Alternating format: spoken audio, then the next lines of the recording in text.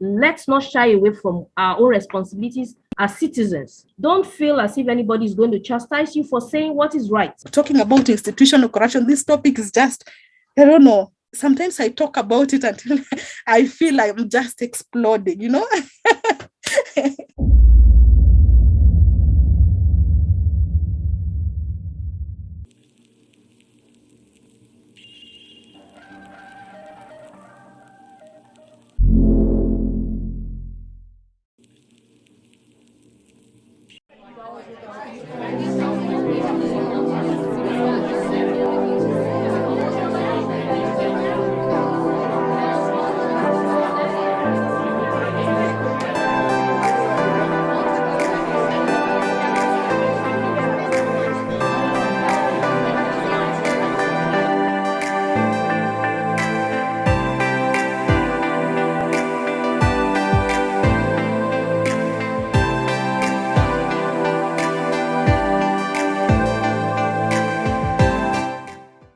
Hello, everyone. Thank you for joining us today on Voice One Africa. And we are here to discuss the same issue we've been discussing for a while now, which is corruption. And today, these discussions will be centered around institutional corruption. Today, I have with me Damaris Aswa, where we'll be talking on some issues with regards institutional corruption. For me, basically, what I see institutional corruption is a situation whereby the people in charge, in authority, are not basically doing what they're supposed to be doing. So there's a systemic and strategic issue whereby there is a kind of legal backing. They are in position, but yet with all the power, there are loopholes here and there, and things are not being addressed the way they should be. So I'll turn to Damaris to also give us a brief introduction of what she thinks institutional corruption is. Thank you. Thank you so much. My apologies, I can't put on my video because of my internet, but I will jump direct to the topic of the day. So for me, institutional corruption basically means the procedures, policies, the practices or activities that are conducted within and outside the organization, but basically that are for that particular organization or entity, that are not really strictly illegal, but basically these practices, policies, or procedures, they abuse the powers that the institution or the individuals have been given, and they abuse this because of either their personal gains or maybe the gains of others. But basically these policies, procedures, or activities are violated and are not conducted in accordance to what is stipulated, or maybe, for lack of better word, I can say, not for the betterment of the community. So this can be strictly, they can be legal or illegal, like just normal procedures or practices that we do in an organization, but the end product or the impact does not really showcase the goodness of your activity or the positivity of your activity. So it ends up maybe harming the society or creating a negative impact in the community. So that is how I understand institutional corruption. Thank you very much, Damaris, for that brief introduction. I am also aware that there are various methods whereby we have institutional corruption. So some instance we have bribery, we have embezzlement, theft and fraud, we have extortion, blackmail, we have influence in peddling, we have networking, which cuts across people who are in key positions or in power or in authority. We have abuse of discretion based on people who have the authority and the power to do what they ought to do. We also have favoritism, nepotism, clientelism across board like that. And for me, usually, a lot of times when we talk about corruption, we often focus on the public sector. But I tell people that it runs across all sectors, both private sectors and public sectors. So, but often we beam the lights on government. We keep saying government, government, government. But I always ask that question, who is government? There are people like yourself and myself. And all these things I've listed runs across both the private sector and the public sector. So in a nutshell, the discussions here today will be centered around how we can address institutional corruption. So I've mentioned a few, which is bribery and all those, all whatnots. So for instance, I will like to look at a way to address this, especially in the public sector, where you know that government is the one in charge, and you probably have a lot of people, for instance, who are benefiting from a particular service. So let's take, for example, maybe the hospital. In Nigeria here, if you go to most government hospitals, you have various organizations that are there, like that are actually watching. So you enter into an organization, you have something like a suggestion box. You have organizations that says, okay, you can lodge your complaint here. But when you lodge these complaints, you have those in the banking as well. Most of the commercial banks are not owned by the government. You find that even when you lodge or make these suggestions, are these suggestions looked into? Are the complaints addressed? And if they are, how are the complaints? And do we actually notice if there are changes after these complaints have been lodged? And the necessary people who are supposed to take charge, do they take charge? So I give another example also. Recently in Nigeria, there was the news that the Auditor General of the Federation embezzled a certain amount of money, and Accountant General, sorry, and everybody is just wondering how will that go into space? One person who is supposed to be in charge of funds meant for hundreds of people, millions of people, and we are just wondering. And what I know is that most times in organizations, especially at the public sector, even in the private sector, for the accounting part, you have what they call internal auditors. You also have external auditors who are not within the organization records if they are doing what they're supposed to be doing. And we're wondering, how is he able to pull that kind of stunts whereby so much disappears from the coffers of government and everybody is wondering. So these are some of the issues we are raising to discuss today, how this can be resolved. So I'll be glad if Damaris can also say one or two things around this, and then we leave the floor open for people to contribute. Thank you. Thank you so much. I think that was really, really extensive and really comprehensive. Thank you for that information and insights. So for me, I also noted some examples of how institutional corruption manifests itself in our institutions. Majority of them you've already mentioned, but I want to mention this with a focus of how can we handle them. So the first thing that I noted anytime I talk about institutional corruption is I talked about the policies, practices, but at the same time, we also have various departments in organizations, institutions, or even in our schools, hospitals. I'm talking about both private and public sectors. So in this department, you find we have procurement processes, and that is the major thing that mostly brings in corruption, where now people are colluding and awarding tenders to people who they have financial interests with. So you find that there's a lot of conflict of interest. All right, there are procedures that are followed. Yes, the tenders are advertised, people apply, but at the same time, there's something that happens in the background that it's not even transparent enough or accountable enough, and it creates that room for corrupt practices that manifest, that come in and manifest themselves in the awarding of tenders. So what can we do in such a scenario? You know, this thing starts from the management.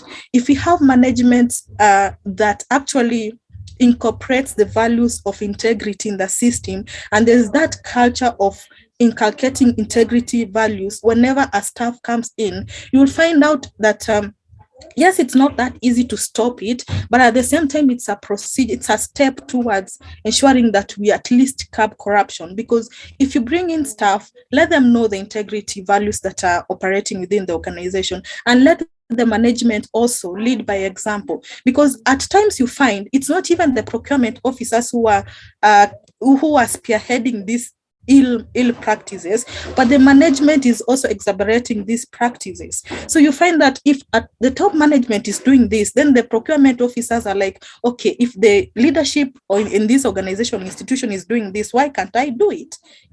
So if we can just incorporate that culture of integrity and people just getting satisfied with that what they have, I think it will be great. And then we also need to just ask yourself, if I'm doing this, is it going to create any harm to the society? If I steal this money, or if I want this tender to someone who is not even qualified, will they deliver quality products or items? Of what impact will I be creating in the society if I take this step? Sometimes procurement officers, they fear losing their jobs if they don't cooperate with their maybe finance officers or any other big leaders in the institution. But I want to tell them and assure them this way: acting with integrity will earn you better titles in life than just something that you will do just for a second or 1 minute, and it will end up spoiling the rest of your life. I want to tell them this: issues to do with corruption, they might not be someone might not follow up at that particular moment, but 5 years, 10 years down the line, that thing might manifest itself, and it might actually make you lose opportunities outside here for something that you did even 5 years ago. So people just need to be careful. There's also another thing that manifests, especially in institutions. Let me talk about okay, we normally have projects that are running, whether in private or public sectors. We have projects that are being run, and we have donors who are contributing this money to just create an impact in the society. But you end up finding that when this money is being given out to us in us organizations or maybe any institution to undertake a particular project, someone might, out of selfish interest, instead of creating a positive impact in the community using that fund, they just want to gain selfishly first before they even create an impact in the society.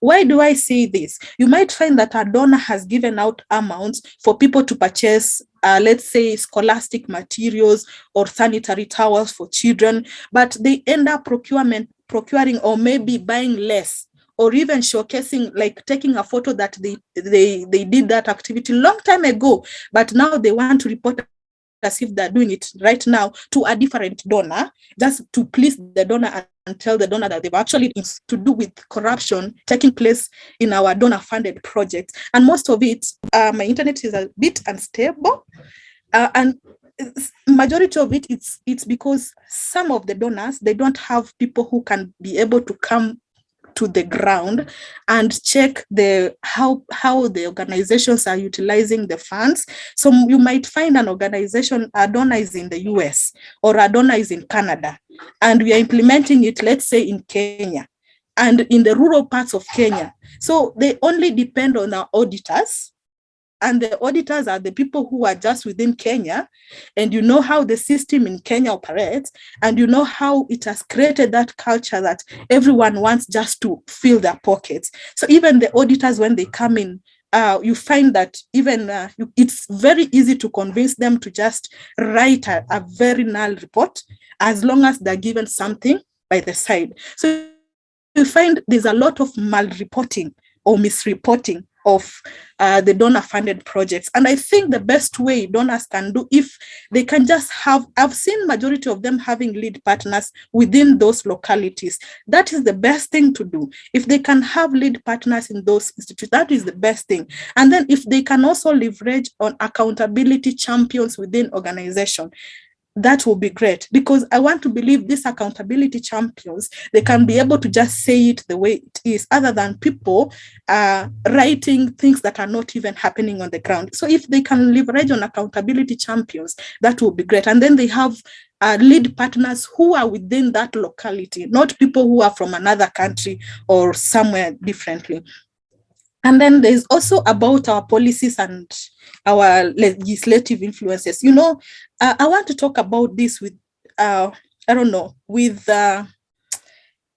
basis from what is happening mostly on the ground and in Kenya. I don't know about other countries, but you find we have policies in our institutions, and some of the policies that we have are not favoring employees. And I want to give an instance. I saw this somewhere in another institution. So we had gone out for our monitoring activity, and we were like a group of other organizations, employees from other organizations. And when we were going out for lunch, we were like, most of us were just ordering food, and we were so shocked that the other employees from different organizations, they were really restricted on lunch. So we wanted to inquire, how much are you given? So we found out that they're given little amount for lunch, and this little amount, it can't even satisfy them when we are going out to buy lunch. So you find that these people, when you talk to them, I try to talk to them deeply, and they actually opened up to me, and they told me, you know what we do, when we go out to field activities, when we are training like 100 people, and the attendance data, the people who turn up for the event are like 80. We forge the attendance form so that it can fill up to 90, so that we can also get some money that we can have as our own, because they are not really, I think they're not motivated from their organizations. So they end up finding loopholes where they can get some money to satisfy themselves or to feel motivated to continue working. It reaches a point where if an employee is not motivated, they can do anything. So my request for organizations and for leaders and management of institutions, whichever institution that you are in, kindly, I request you, motivate your employees. Try to motivate your employees. Try to also sit down with your employees, know what they are going through anytime they're going to the field. Because you might find a situation where management does not even go to the field. They don't know the challenges these people face in the field. So they end up putting in policies that are not favorable to the employee, especially the social workers and field workers and all those people. So it now, because the field workers, social workers, and all those people who go to the field, when they don't feel listened to, when they don't feel that the organization has their best interest at heart, the thing they care is for them to tick boxes that they've done this activity, It's just about ticking boxes. So when the employees feel that they are not even felt, their welfare is not felt, they might find loopholes on how they can get money or how they can just find ways to satisfy themselves. That is selfish gains. But that is something, honestly, as leaders, we need to sit down, think, how can we talk to our employees? How can we motivate them? What are they facing? What are the challenges they're facing? What are their proposed solutions? Let's sit down and listen to them. It's not just about us making these policies about this, policies about that, policies about this. No, we also need their inputs so that we can make policies that are favorable to all of us, even to our beneficiaries in the community. I think the last thing I'll talk about is about organization structure. I don't know if this is happening across Africa, across the world or something, but you find in Kenya, I want to talk about Kenya because I'm from Kenya. Some of the institutions in Kenya, they don't hire people because you are qualified or because you have papers. No. Some of them hire people because I know someone who has connected me to someone who has connected. So it's all about connections. And you find now, when these people about connection, it's all about connection. Even the organization structure itself, it can't fit in such a way that there are protocols that can be followed. There are people who are qualified to run this institution. No, you find that this institution is led or is having people who are just there for their own selfish gains. And only a few people are struggling to ensure that the reputation of the organization is sustained. So this becomes very, very hard for even the organization to sustain itself for a long time. So what I would really request, I don't know if now this falls under Employment Act or Labor Act or anything, but I would really request if there's any ways that we can ensure that when we are recruiting our staff or when we are having these recruitment process. We recruit people who are qualified, and then we ensure that our organization structure is in such a way that people, it's a team, it's a team. We can work together, we can talk together. I know that this person is qualified to do this thing, this other person is qualified to do this thing, so that we don't have those loopholes where now people can just be squandering money, eating money. And the sad bit is that when now this money is being eaten, that is supposed to go and touch someone's life somewhere else, you find that donors are giving us money to fund children to go to school, but that money is being given and sponsoring students of the rich people. It is really sad. Sometimes it pains me when I go to the field. I find women out here, people are singing, oh, we are creating jobs for women, we are empowering women, we are empowering young people, and you find families out here suffering. They're suffering because money has been released, but that money is not reaching them. So where does it go? It goes in some people's pockets. So I think if we also involve local leaders, these local leaders, for us in Kenya, we call them Nyumba Kumi leaders, we call them village elders. So if we can really involve these local leaders, they can be able to also help us in identifying rightful beneficiaries for everything. It's really sad. I mentioned the first one about awarding tenders, and all of us, I don't know, it went into the limelight when COVID-19, those jabs, medicine that came for the COVID-19, and we only heard that money was squandered, some things were not even bought. So it left me wondering, are these people really thinking about the affair of the citizen, the common mwananchi person who is down there waiting for those drugs? And for them, they only think about money. They are thinking about money, and they have all those safety protocols with them. So they take all those equipments and everything to safeguard their families, and they're forgetting about this person, this grassroots member who cannot even afford to buy those things. Talking about institutional corruption, this topic is just, I don't know. Sometimes I talk about it until I feel like I'm just exploding, I'm so sorry if I went overboard, but those are some of my inputs. I'll come back again later. Wow, Damaris, that was wonderful. Please let me give her a kind of support in the chat room. You've really done a wonderful job going through all the different ways by which we can actually fight institutional corruption. So for me, like I was saying before, there was a time when a particular street very close to my area, which leads to the street that goes to my house, was recently constructed and fixed properly. Unfortunately, the street that leads, the main road that leads into this newly constructed street, there's supposed to be a culvert. And for some reason, that culvert was poorly done. So the first time it gave way, I didn't even notice. When I photograph of picture of the place that went bad, and then sent it to, there's a Lagos State Public Works that deals with repairs of road. I sent it to them and put a small note that, please, you need to address this. And they came back, they did it. But guess what? In less than maybe 6 months, because it was shabbily done, the thing gave way again. I didn't stop at that. I took another picture and sent it back to them that we're still having the same problem and destroyed again. Now, why am I saying this short story? It was something I encountered, and I'm trying to kind of pin this to what Damaris just partners and accountability partners. I tell people all the time, we are all accountability partners. At the government level, what you find is that we all have what they call common good. We all enjoy it. So in Nigeria, for instance, we have road, we have electricity, we have water, which is often provided by the government. Sometimes you have a bit of private sector partnership participation, but most of these are owned by the state and controlled by the government. Now, why have I linked that story of what I encountered? A lot of times I find that when I discuss with people, they often say, oh, it's the government's duty, it's the government's job.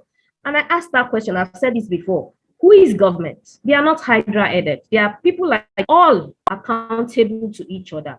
Now, once we see governance as an issue that affects both the leader and the follower. I'm a follower, I'm not in government, but I am a citizen and I have every right. When I see anything going wrong, I should call the people that are meant to call to take care of it. So I'm going on the streets, I find out there's a railing that has been fixed and suddenly it has been destroyed or run over by a vehicle. I call people that I know should be in charge. Please, this is wrong. Can somebody look into it? And until we get to that point that we can hold ourselves accountable, both at the private sector and the public sector, we will keep having these issues of corruption.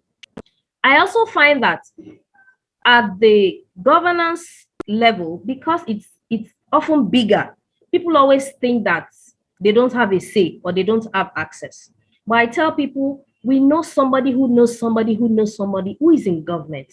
If you think you are far away from that place, look out for that person that you think is close to them. When I had an issue at some point about flooding, I knew someone who knew someone. I just called that other person that, please, you are the one in government. I'm not there. Can you please relate this to your people? So I need us to start changing that orientation that, oh, I'm not in government, so it's none of my business. No, if we want something, that we need to hold those in government accountable. And the only way we can hold them accountable is to give feedback. We shouldn't close our eyes to those things that we see and imagine that they are not there. They are there.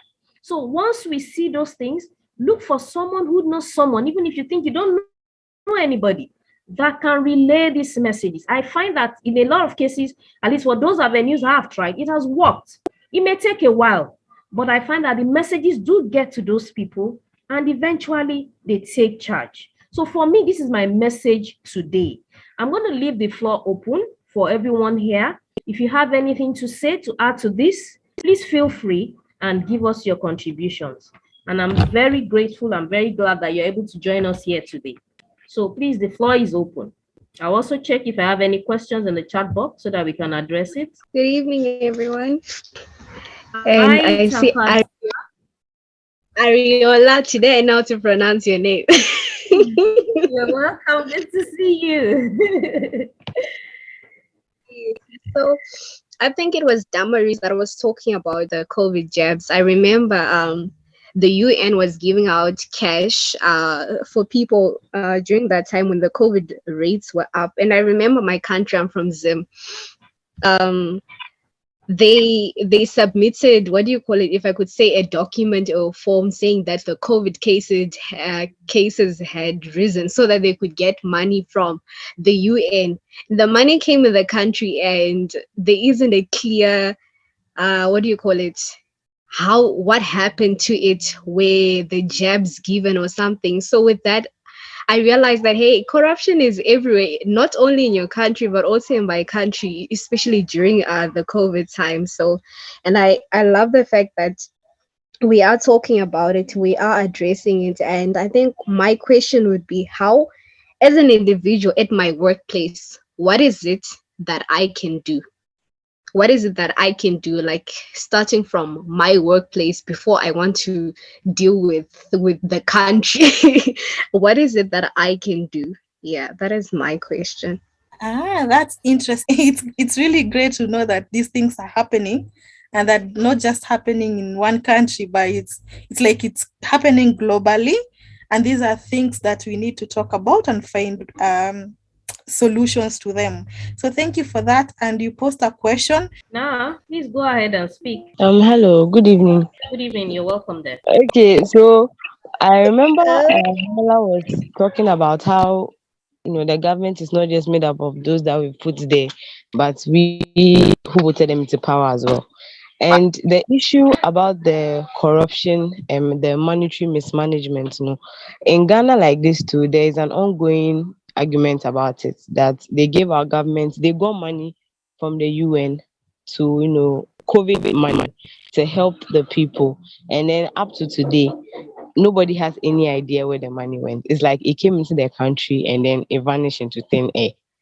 And my question too is that most of the European leaders at this World Bank and co, they know that most African countries are in debt, but they still keep on giving us money. and it may be far-fetched, but why do you think you keep giving money to someone who has proven time and again that they are incapable of paying back, or they are incapable of using these monies that you've given them to pay you back? So I feel like the corruption, as much as we should give feedback to our local leaders too, we must give feedback to those up, higher in the hierarchy, because they are also part of the problem. So please, how can we also, stomp hard, like up there, before we even come to our local level? Thank you. Thank you, Na. Damaris, would you like to say anything about that? Okay, so let me respond. There are two questions so far. I will try to respond to some, and then we can just have a discussion around them. So the first question was from Tafazwa, Thank you. if I can pronounce that well. So Tafazwa. Yes, you pronounce it properly. Thank you. So she was interested to know how she can be able maybe to hold maybe duty bearers or anyone accountable within an institution. So maybe that person is an employee within an institution and has noticed maybe some malpractices and will really want to know how to air. Now, my response is this: we are all accountable, we are all responsible. Once we understand that we are all responsible for what is happening around us and around the society, that is the first step. So I take that initiative as Damaris, and I need to tell myself that I am responsible for myself and for those people who are surrounding me. That is step number one. Step number two, I need also within this institution that I am in. So for instance, I am employed at, let's say I'm employed at Pamosi Africa. So when I'm employed at Pamosi Africa and I've noticed some malpractices, of course we have policies that are there, and especially the whistleblowing policy. This whistleblowing policy normally guides us on who to report to, how to report something that has occurred. So if you have any whistleblowing policy within your institution, always ensure one thing. We might have it's one thing to have a whistleblowing policy. It's another thing to understand the whistleblowing policy. And it's also another thing to understand that this whistleblowing policy, it's effective in its implementation. So if you've noticed maybe there's a whistleblowing policy, but it's not, and most of the staff are not aware, or maybe it's not effective, you need to ask yourself, how often do you review your policies? You should take that initiative and maybe propose to the management to review the whistleblowing policy or any other policies that you feel they are not in accordance with integrity values. So you'll have taken up the initiative as an integrity champion to advocate for the betterment of personally yourself and for those people who are coming after you. So you can ask for the review of all those policies which are having issues. And then you also understand that if you are also reviewing the policies is also one thing. And also just letting people know that we have this whistleblowing policy. If you have any issue, please report to ABCD. At the same time, if your organization structure is very effective, you will understand that yes, whistleblowing policy will help you. At the same time, those individuals who are given that mandate to support you are really important. So you also need to identify, are these people really helpful? Are these people who stand for integrity? If there are people who are not, there are people who don't even care about integrity, then that is also a problem. Another thing is the management really listening to employees when they're airing out issues. You might find in situations where you're giving feedback, you continue giving feedback, airing issues, but nothing is being done. So what do you do in such situations? You find if now the supervisor is not doing anything, you go to someone who is higher than your supervisor. If someone higher than your supervisor is not doing anything, you are allowed to talk to the top management. If top management is doing nothing, you are allowed to write to the board of management. If board of management is not doing anything, that is something to advocate for. Now you need to, it's like you're now turning into an activist. Get a group, consolidate information. You can't again advocate for something you don't have facts. Just have your facts and then find a way how you can now advocate for your voice to be heard. Because if it's not heard within the institution, then that means you need to get someone out of that institution to help you. And we find that most people are now using activists outside here, people who are influencers outside the organization, to just help that organization. They might help in a way that is indirect. You might not be known. And then if you are donor funded and you realize that there's a lot of misreporting, things are not happening the way you would really want them to happen, we have emails to donors. And most donors have their own also whistleblowing policy, and they also understand the element of confidentiality. Donors do understand that very much. So if you notice that there's an issue with the donors funding and everything, you can tell the management. If the management again doesn't really comply to it and the board doesn't, you are really allowed to talk to the donor directly. And the donor, they know how to safeguard you. You don't have to worry.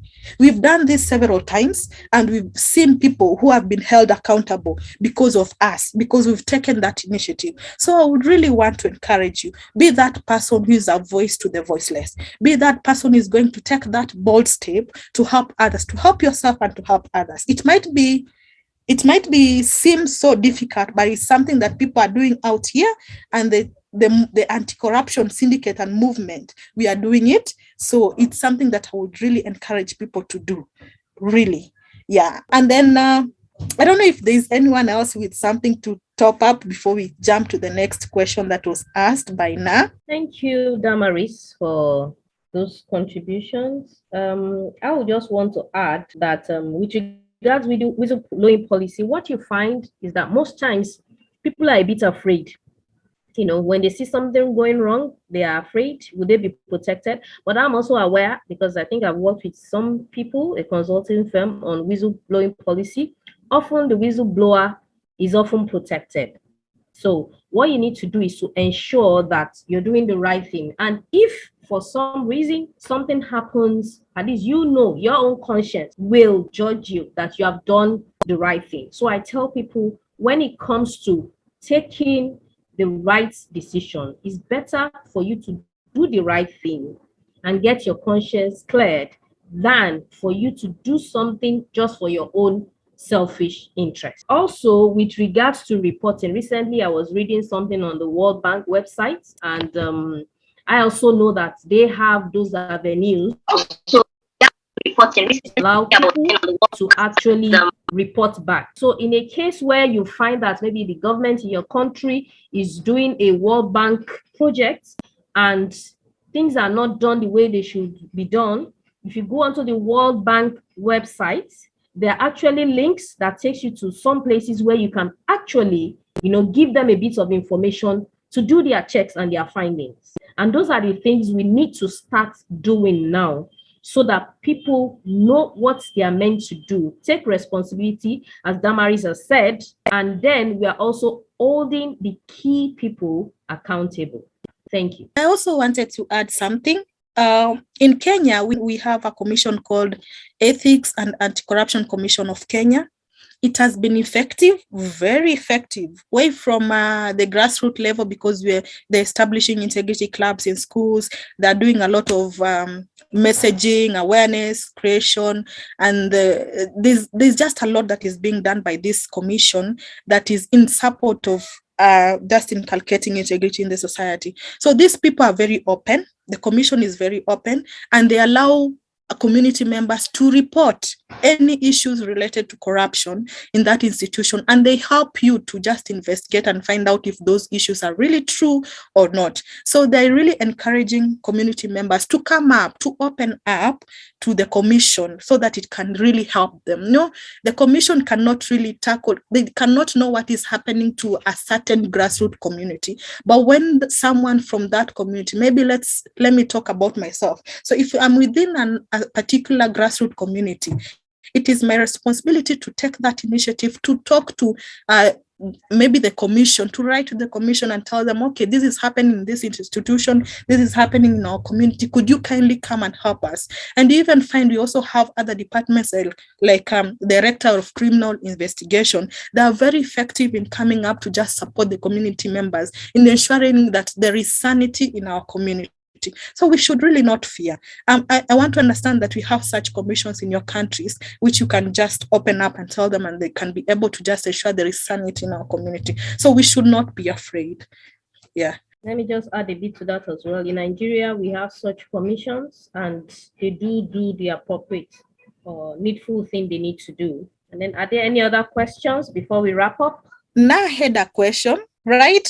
Nah, are you still with us? I'm here because I think Arinola answered my question. I asked about my country, Ghana, for example. They gave them COVID funds to help with the pandemic, but we don't know what they use the money for.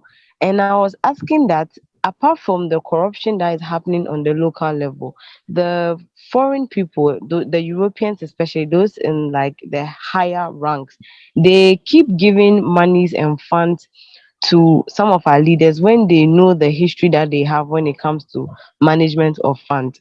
So can I say, even though I may not have conk fact, that some of these white people are intentionally digging more like depth for us, because they know that when they give this amount of money, most of our leaders don't follow through, but they still keep on giving us money, and it increases our debt. Is there a bigger, plot plan behind why they keep doing this to us? And how do you report the person that is supposed to be in like the highest order? Who are you supposed to report that person to? I'm happy it has been addressed. I think Naz just confirmed it, that she has understood how to address such an issue when it happens. But she also asked another one that why do they do this? Of course, people have their own interests. Even if donors bring in funds, there are people who are just there to feed their pockets. They don't really care the end product. They don't really care about the impact they're supposed to create in the society. So for them, it's all about how can they have big cars, how can they have big buildings, how can they just squander money, live just good life. They don't really care about the rest of us. So that is those are just one of the reasons why they end up squandering this money. And at the same time, that those people, it's not really about their selfish interest, but it's all about they're incompetent. They really don't know what to do. You have people, you've hired people to do a certain job, but they're just incompetent. So they end up spending money, but there's no impact. And it's not because they're squandering the money. No, it's because they don't even know what to do. They don't know their monitoring framework is just zero. So they're just ticking boxes like, okay, I was supposed to train this. I was supposed to disburse these drugs to the certain people. They don't really care if it has really reached the intended people. For them, they're just ticking the boxes that they've done this. They've received this amount of drugs. They've distributed this amount. That is okay for them. So they don't really go a notch higher to find out, are those drugs, if it's about drugs, are those drugs have then been able to reach the intended person? And if it has reached the intended person, what is the effect out of it? They don't care about that because they're incompetent.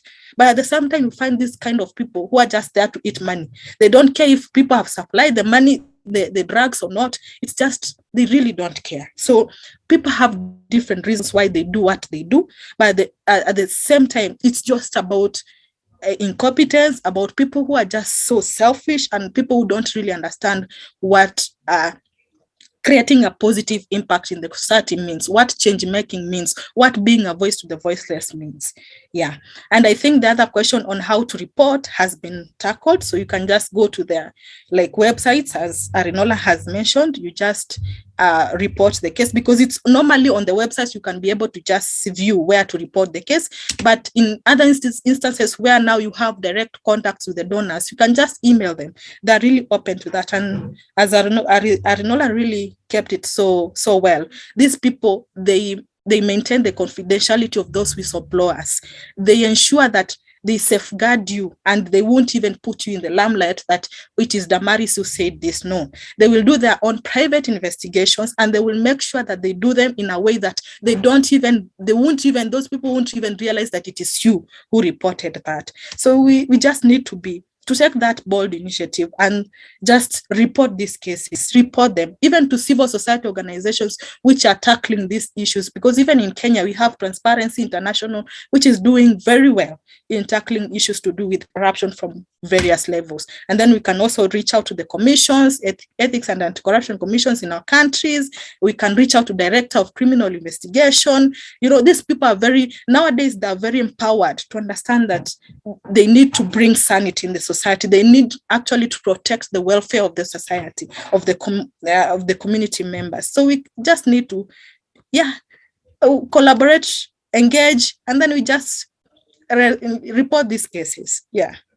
Thank you, Damaris. So I'll just add to that. So what I also find is that with technology, a lot of these issues that we think cannot be addressed are easily addressed. So you find sometimes people send links and ask people to give their own opinions or take a survey. Those are ways whereby these organizations actually collect us, and they are able to use it as part of their investigation. So what I want us to do as citizens, and to also try to reach out to fellow citizens like ourselves and try to further ensure that we resensitize people and reorientate them. Because what I find when I discuss with people generally is that they look at government as something that is untouchable, but it's not. So we need to understand that governments, they are just like yourself or myself. And if we're having any issues, we should be able to voice out those issues and lodge our complaints appropriately. We shouldn't feel that we won't be heard, because that's a wrong notion. So for me right now, what I'm also clamoring for, those of us in Nigeria, we all aware that we're preparing for our 2023 elections. I've told young people, go and get your voter's card if you don't have your cards. Start participating. Be a part of the ongoing process of electing your leaders, electing those who you want in power. And for those already in power, we can hold them accountable. Let's not shy away from our own responsibilities as citizens. When we have issues, there are different platforms where we can go. Don't feel as if anybody is going to chastise you for saying what is right. Go onto those platforms, say it as it is. I've shared instances here where I've lodged complaints. It took a while, but they responded. So even for private sectors, I'm aware that there are regulations, just like Damaris has also shared. There are policies in place. We should try to seek getting to those in authority so that we can actually put our complaints across to them. So on this note, I'm thanking everybody who has tried their best to join us today on this program, to be a part of this. If you have any questions, you can get across to Voice One. Voice One Africa is the one who has been organizing this, and I hope we'll have more platforms like this to discuss issues on corruption and how to tackle corruption at both our local level, our continental level, and at the international level. Once again, I thank you all for being part of it. Thank you, everyone. Have a lovely evening.